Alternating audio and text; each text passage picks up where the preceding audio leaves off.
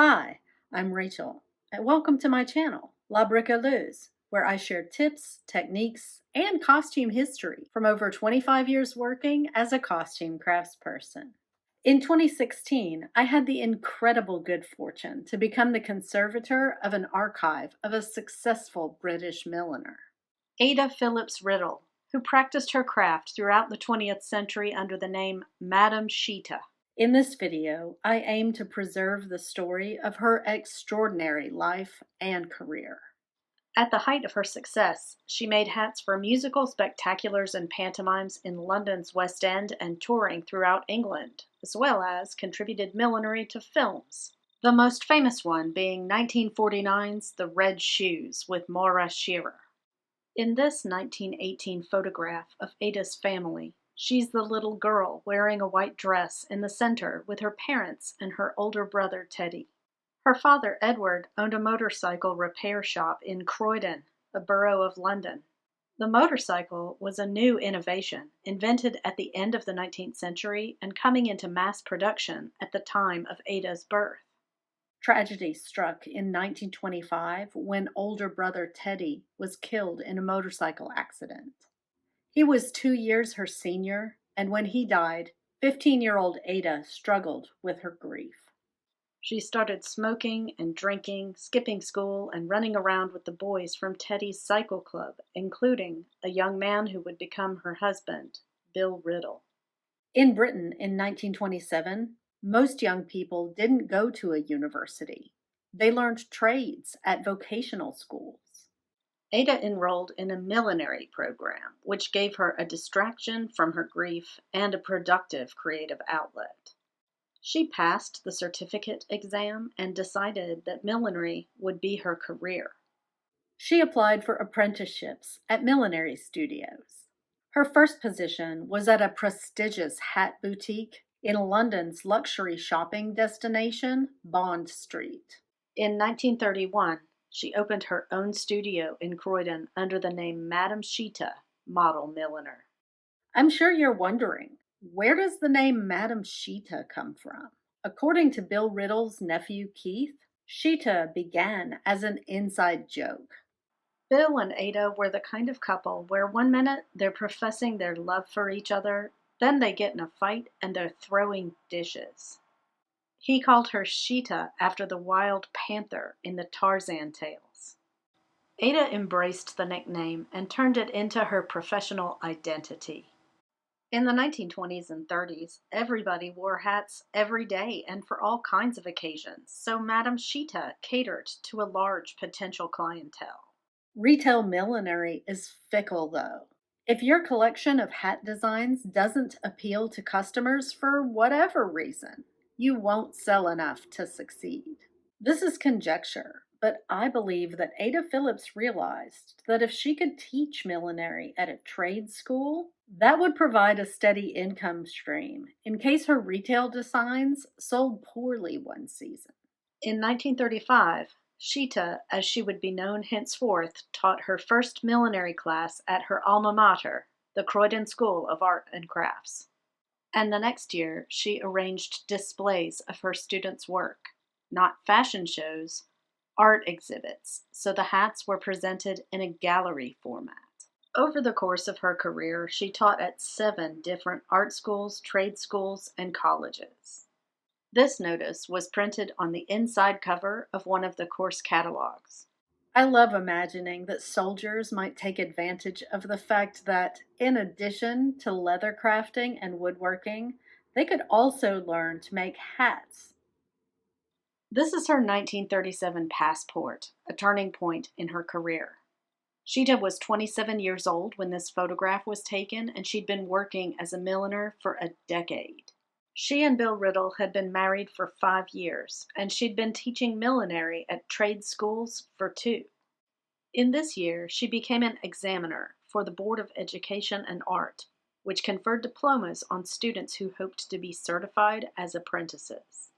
She'd just produced hats for her first big stage show at the London Coliseum, a spectacular revue called 20 to 1. The way that hat making for that level of theater worked then and still now If you get a contract to make hats for a big budget show, if that show's a success, that's a recurring income stream. Because not only will you rebuild a design every time a role is recast, but once they send it out on tour, you'll often get those orders too.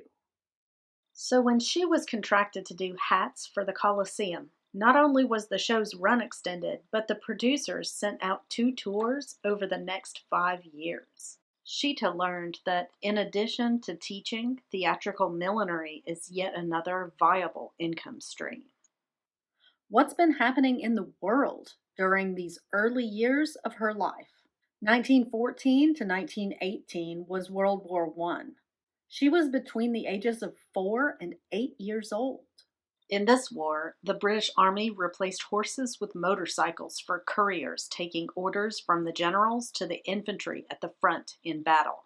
With her father running a motorcycle shop, her family must have paid close attention to World Wartime events. I was unable to find information as to whether her father served in the war, but if so, he survived it. In 1918, the Spanish flu pandemic began, eventually killing 6 million people across the globe. In 1929, women won the right to vote in Britain. In 1938, Germany invaded Austria. Ada, now Sheeta, was 28. The very next year, World War II began. This picture of Ada, Madame Sheeta, walking a German shepherd, was taken some time before the Second World War broke out. She and Bill and their dog Roy all survived the Blitz of London.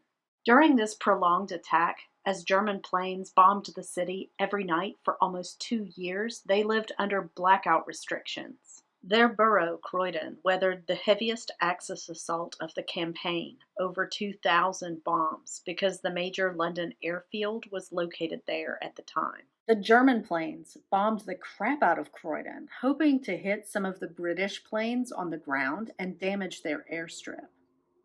Bill joined the civilian air raid wardens. When the sirens sounded that enemy planes were coming, Bill would put on his uniform and report to his squadron station. He and his fellow wardens led people without bomb shelters into large public buildings' basements or underground tube stations. There's a note written in pencil on the back of this photograph that Sheeta and Roy would hide in the basement and huddle together until Bill came home. Don't think that because of wartime restrictions, Madame Sheeta was no longer working as a milliner. Even though the government initially shut down theaters when war was declared, they quickly realized that diversions helped the populace maintain morale. Even though the theaters couldn't run at night during the blackout, they put on 2 shows a day, 6 days a week during daylight hours. So they actually were doing more theater during the war than before.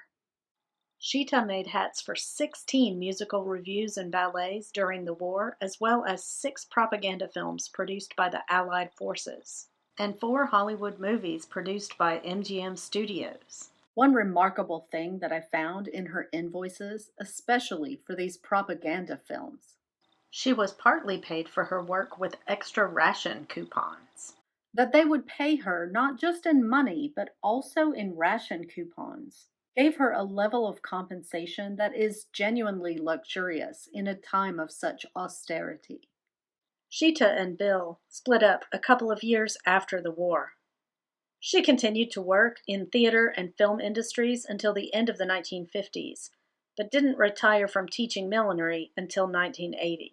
She died peacefully at home in 2007, shortly before her 97th birthday. As a theatrical milliner, I feel an affinity with Ada, Madame Sheeta. Costume makers are rarely credited, and it's unusual to know even their names, much less this level of detail about a milliner's life and career almost a century ago. If you enjoyed learning about Madame Sheeta's remarkable life and career, please like this video, subscribe to my channel, and hit the bell for notification of new content.